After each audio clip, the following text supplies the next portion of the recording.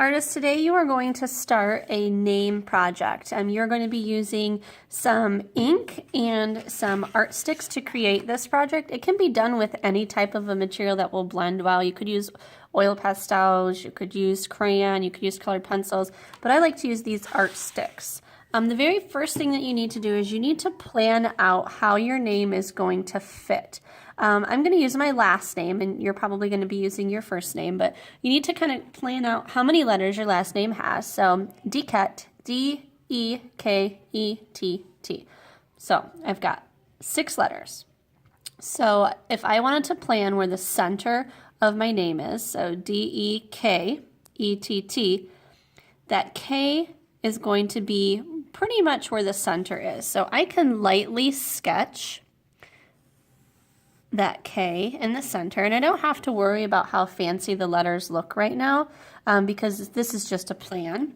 So I'm going to go ahead and try to evenly space out the rest of my letters, and I'm trying to leave room in between each of my letters because I'm going to be using this bingo dauber to draw the letters, and it does have a little bit of a thicker sponge. Once you have the placement of your letters, you can kind of think about what style you want. It's totally up to you. It can be very personalized. This bingo dauber actually has India ink in it, so you do not want to squeeze this. You also don't want to touch the sponge part of the ink because India ink will stain. It will stain your clothes. It will stain your fingers. So I'm just going to be pushing down. So I'm not squeezing, but I'm just pushing down on that sponge part.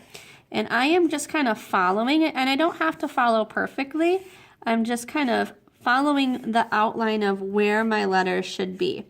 And they don't have to be exactly the same. I kind of wanted mine to have a little bit of a creative look to them. And this is going to dry really fast. Once that ink dries, you're going to be able to go back in and erase any pencil lines that you might see. We're going to be kind of creating a tie-dye effect on this project. So you're going to want to start with a color in the center. You can do any combination of colors. I'm actually going to do a rainbow combination of colors for mine. I really like how red, orange, yellow, green, blue, and purple kind of blend together. So I'm going to start in the center. And I'm just going to kind of start by almost giving it a sunburst color, and I'm kind of trying not to go over the black very much. If you do go over the black, it doesn't hurt. It just won't be as bold. You can always repeat if you need to. And when I'm doing that color burst effect, notice that I'm kind of making it have like areas of color that extend a little bit jagged. This is going to help you when you blend your next color. So I'm going to go from red to orange.